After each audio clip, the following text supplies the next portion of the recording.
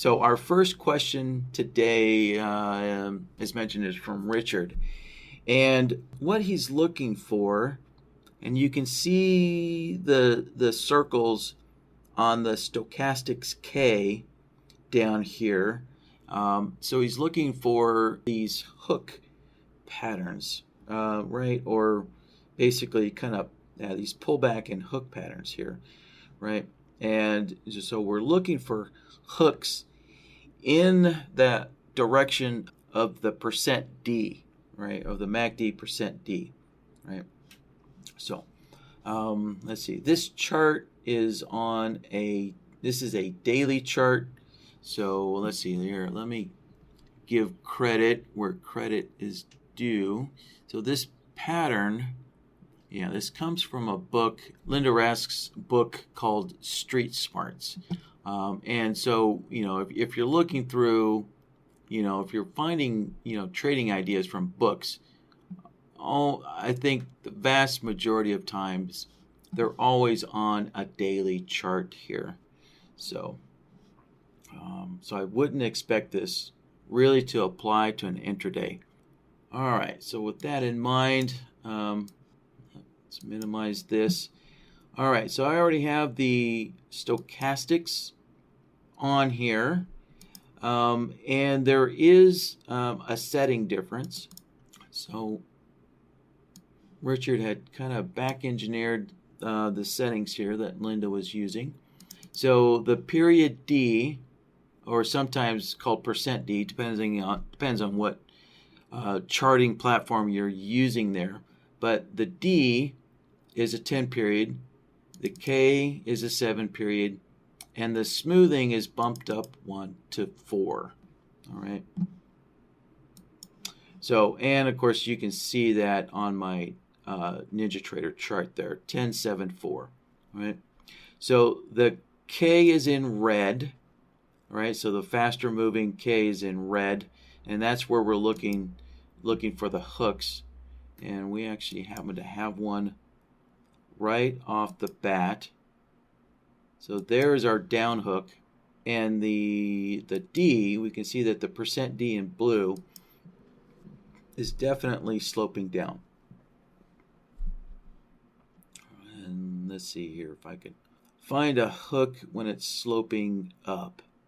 Yeah, so it's not a very clean one, but there is a little minor first hook right there, while the percent D is sloping up. So that's what we're looking for here. And actually there's another one right there. So we can see a little down hook while the stochastics is sloping down. So let's get BloodHound open and start working here. Oh, okay. All right. So yeah, Richard is letting me know that Linda states that this pattern supposedly actually works on any time frame. Okay. Well, interesting. Good to know. All right, so back to BloodHound here. So the first thing you want to do when using BloodHound is, let's put a file name in here. So we can just go to the change button to do that. Save that, and there we go. So now we have a file name to save all of our work to. All right, next step, I'm going to switch over to the Logic tab here. And let's see here. Let's create a new Logic template and give this a name here. The Linda does provide a name, the anti-pattern. All right, and we'll just put Linda's name in there. There we go. Okay, so it's called the anti-pattern. Basically, this is just a stochastics hook is really what this is. So, all right, so the first component here of this pattern, is we're looking at the percent D, and just verifying the slope direction of that percent D. All right, so let's get that. We'll get that built first. So I always like to kind of start simple, and then and then build the more complex components later on. So if we're looking at the direction of any indicator, right? That's the slope. All right, so we're looking at the slope of the %D. So we'll grab the slope solver, put this up here, and let's give this a name. All right, so we're looking at the slope D there.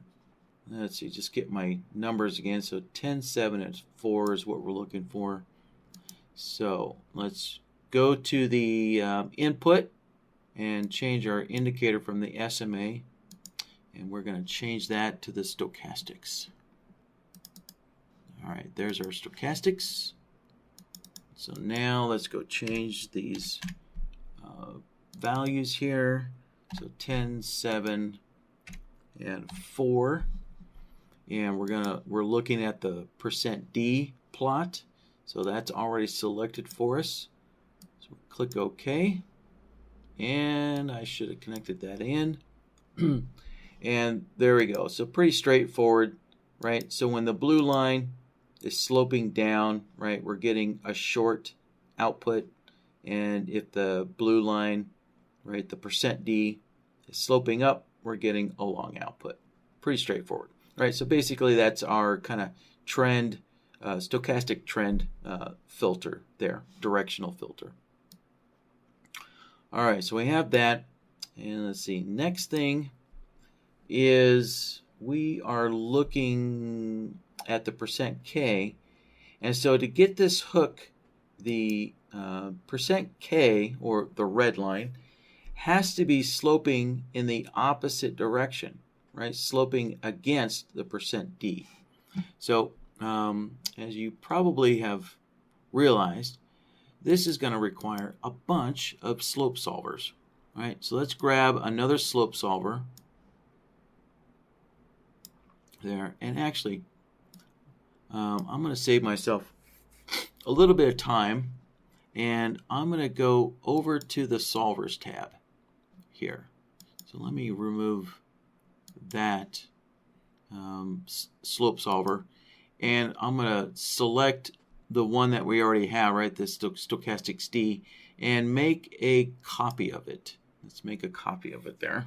All right, and we can take the copy. So make sure you select the copy first, and now we can reorganize it, or reprogram it.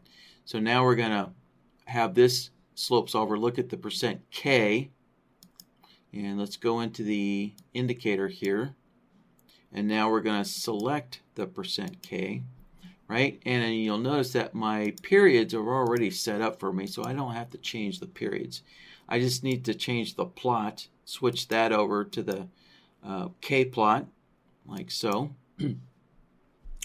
And now secondly, I need to change the output. So we no longer want the output in the slope direction anymore, right? So I'm going to turn those off, and we want to see, or we want the output against the direction of the slope. So we're going to turn against direction on there, all right? Right, and why are we using against direction?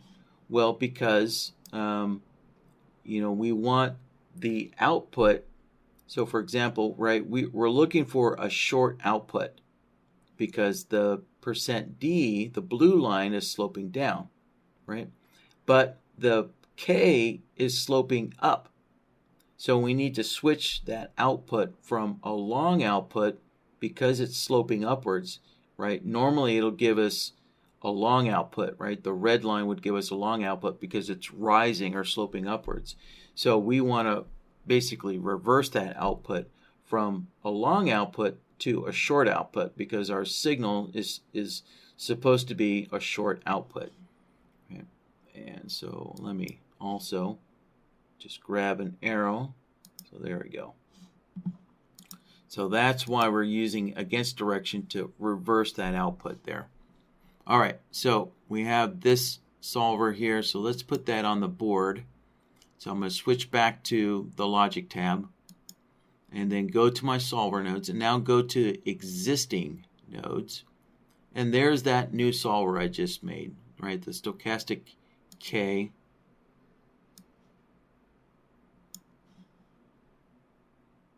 And let's see. I should probably note that this is a stochastic K going against, right, against the slope there.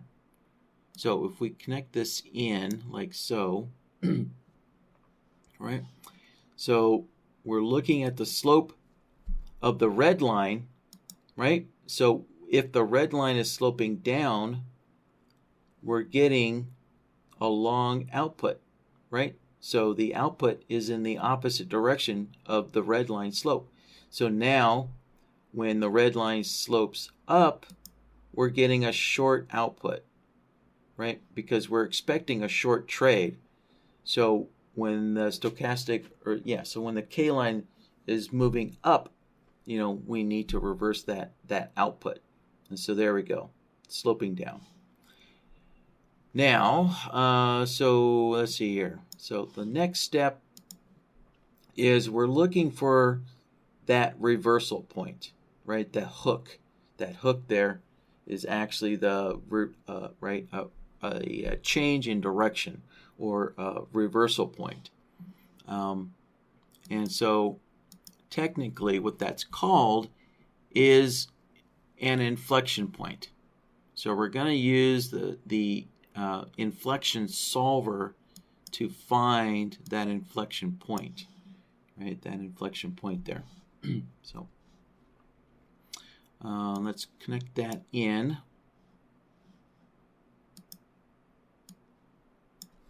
And let's give this a name. So we're looking at the stochastic K inflection point there. All right. So there's our name for our solver. And next, let's change the input.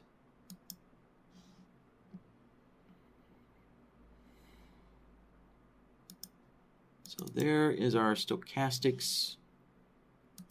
And let's change those periods. Right, 10, 7, and 4. And we actually want the inflection point of the K line, %K. So we'll select that.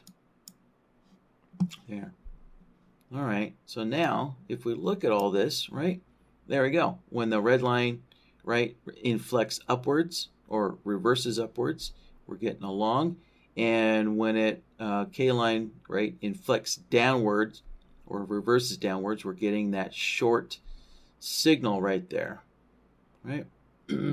So now we probably could just take these two solvers here like so, right? So the upper solver here, if I zoom in, right? So our stochastic D slope solver combined with our K is going to get us really, really close. So let's combine these with a AND node. There we go. Right? So that's going to get us really, really close here. But what could happen is that, what could happen is that we could potentially get a hook pattern really, really early on. So what could happen is when the K is rising like this, right? So when the K is rising, it could actually be rising while the %D is also rising. So it kind of depends on, so what I've done is I've kind of taken the conservative route where this entire pattern or this entire movement of the red line, I've made sure that this entire pattern here is occurring while the %D is sloping down. Right, so basically half of this pattern can't occur while the percent D is sloping upwards, right, and rolling over. So that's, yeah. So, this would be the simple version, just taking a slope solver and an inflection solver with an AND node. That would be the more liberal way of looking at this. And actually, let's see here.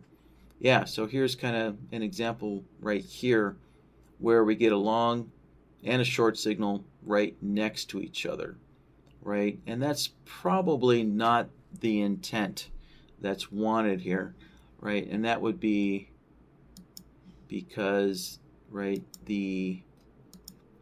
this short signal was able to occur because the percent K in red, right, it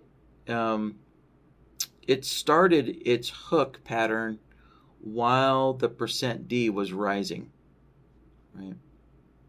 So in order to kind of eliminate that, that is why we actually have the slope, right? We have the slope of, here, let me disconnect that. There we go. So that's why we have this extra solver here. Well, it looks like it's extra, but that's why we also have, while we're also looking at the slope of the percent K, and we're going to make sure that the percent K, right, is going against the slope or going in the opposite direction at the same time that the percent D, is setting the main slope direction. So what we're going to do is connect those two together, actually, right? So there we go. Yeah.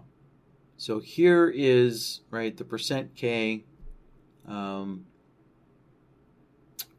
rising. The percent K is kind of setting up for that hook pattern there. So, right. And also, just as a side note here to Richard, these would be the signals that you would use for setting up that stop entry order. For trailing that stop entry order, so that other entry pattern there. I think this is the signal that you would want, to initiate that stop entry order and trail the highs and lows of the bar. So, right. So, but anyways, we're not getting into that today there. So, all right. So let me pull this off over here. And so there's one more thing I need to do here. So I'm not quite done yet. And let me kind of show you what I mean.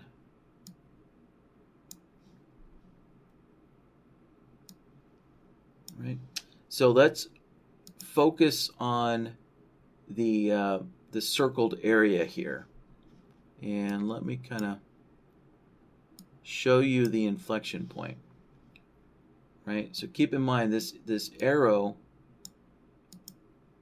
Yeah, there we go. This arrow is on the bar, right, of the inflection point here. So the arrow is actually marking that bar there. Whereas, so let me put a little dot here. So this dot is on the bar, that makes the point, right? So right there's the point where the percent K, right, reverses direction here. So let me go back to what we have so far, right? So we have the percent K rising, and then you can see, right, the output stops when the percent K, right, it stops on the bar where the percent K actually reverses direction, right? So you can see the output, this output isn't actually on the signal bar, right? So remember, the arrow is the signal bar. So that's the bar where it actually reverses downward, right? But our output stops right there. So what I need to do, well, there's a couple things I can do. A couple of ways I can tackle this. But what I'm going to do is I'm going to take this output here, right? So again, this is the slope. This is looking at the slope of the %K there. And what I'm going to do is I'm going to extend that output, right, the slope of the %K. I'm going to shift that forward 1 bar. So I can shift this short output forward onto the signal bar where the arrow's at. And I can do that by using a lookback node. All right, so this lookback node has that ability. And if I connect that in, right, what I'm using is the displacement. So you can see the displacement is set to 1 bar. It's on and set to 1 bar. And so now if we look at the output, so look at this short output. So now I have this short output on the signal bar. So remember, the arrow is identifying the signal bar for us, right? Which is what this also what this inflection solver is doing, right? So this inflection solver is identifying, right, when the %K is hooking, right, is doing that hook for us. So there's the hook or the inflection of the %K for us. And so so when our %K is sloping in the wrong direction, right, against the signal direction, and I shifted that over 1 bar. So let's disconnect that there. And also let me name this here. So this lookback node is providing a displacement of 1, or shifting the signals forward 1 bar. And so let's connect that in. And now let's take a look at that AND node. And let me put this up. There we go. All right. So let's see here. Yeah. So now we're getting the signal of the K sloping in the wrong direction, but the signal is now pushed forward 1 bar onto the signal bar there where the arrow's at. And so now I can tie in our inflection solver, right? And there is our signal. So there's kind of basically our cleaned up signal there. And let's see here. Oh, you know what? Look at that. We did not get rid of that there. Yeah, I had mentioned that there was actually a couple of ways I could use this lookback node here. And yeah, I could tell that I'm going to need to use this lookback in a different way. So let's disconnect that. We disconnect that. And pull that out there. All right, so we're going to try this a different way. So I'm going to shift the signals from the AND node. So I'm going to take the AND node as it is and shift that forward. So let's connect that into the lookback node like so. Right, there we go. And so now we notice that over here, right, over here where my little triangle is, there's no short output anymore, right? So I removed this, let's see, yeah, I removed our %K kind of setup here. So remember, the %K sets up by sloping against the %D, right? So this %K setup here is actually sloping with the %D. So we don't have that setup output anymore. We don't have a short setup output anymore. So just shifting the look back around, just putting it after the AND node, removed that %K setup signal there, right? And we can see right over here, right now we have right the %K is going against the %D, so we have our percent or our setup output here short. So there. All right, so we got that, and I'm going to take my %D slope, pull that down, and what I'm going to do is take another AND node,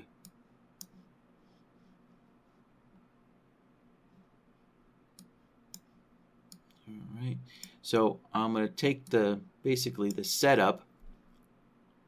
So we can name this here. Let's call this the %D setup there, right? So that's what's coming from this AND node is the %D setup.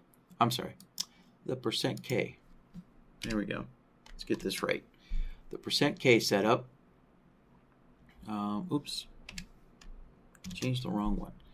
All right, we want to change the one up on top here. There we go. All right, there's our %K setup. Shift that back a little bit. So coming out of the look back node is our setup signal, and then I'm also going to make sure that the %D is still sloping in the right direction, and now hook in the %K reversal as well, or that inflection solver. Okay, so now let's take a look at this. So let's go to our chart, and yeah, so there we go.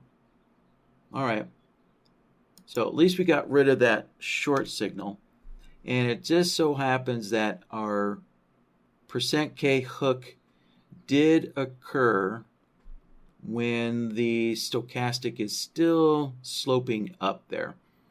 You know, so this might need to kind of filter. Well, actually, that actually ended up being a good signal. So maybe not, but you know, you might want to consider putting some slope requirement, right? So we can see that right there, that is pretty flat. Let's put a little line there, right? So that %D is pretty darn flat. So what we could do is our Stochastics D slope solver here.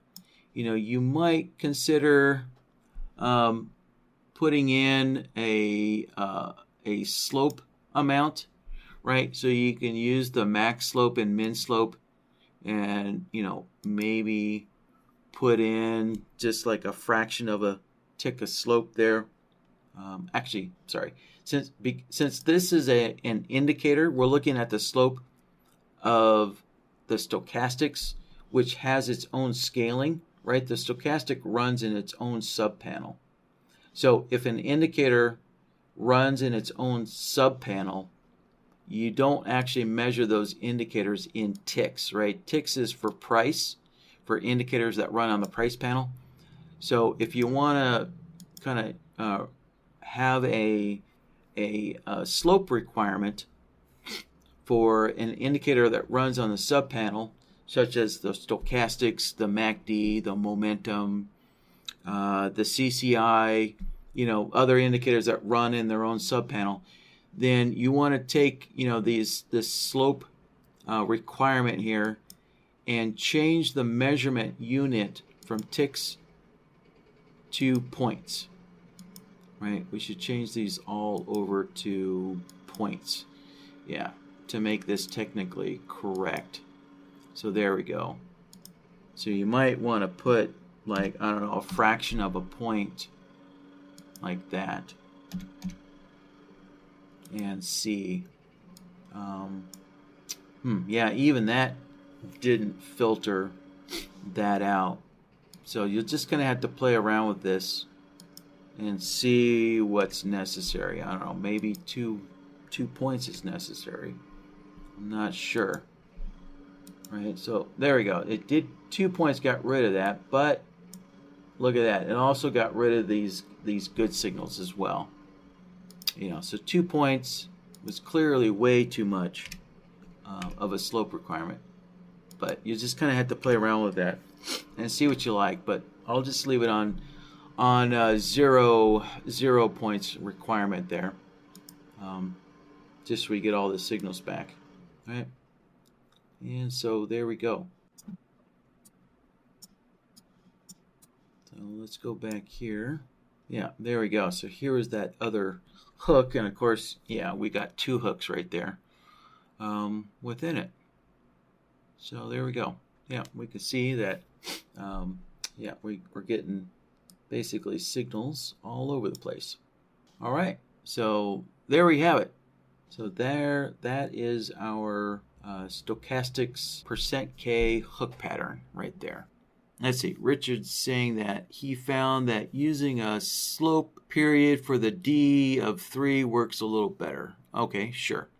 Yeah, I mean, you guys can definitely go in here, you know, and change the indicator settings, you know, as you guys see fit. That's the easy part, right? So, yeah, so let's see. We have a slope solver. Well, actually, all 3 of these solvers here are using the stochastics indicator. So if you change the settings for one of the stochastics, so if you want to go in here and change that period to a 3 there, you know, that's fine. Just make sure that you change the stochastics in all 3 of these solvers here, right? So, yeah, go into all 3 solvers and change it for all 3. All right, yeah, just some comment from Richard. So, yeah, I guess another good name for this is basically like a stochastic pullback pattern as well. So, yeah, so Richard's just saying that, yeah, this is definitely kind of open to interpretation. You know, so this is not an automated, it's not an fully automated signal there. It's just to help you quickly identify, yeah, that pattern, and you can use your own judgment as to whether you use it to buy or sell. So good point. All right, well, that looks like that's it for all of the follow-up questions on this topic here.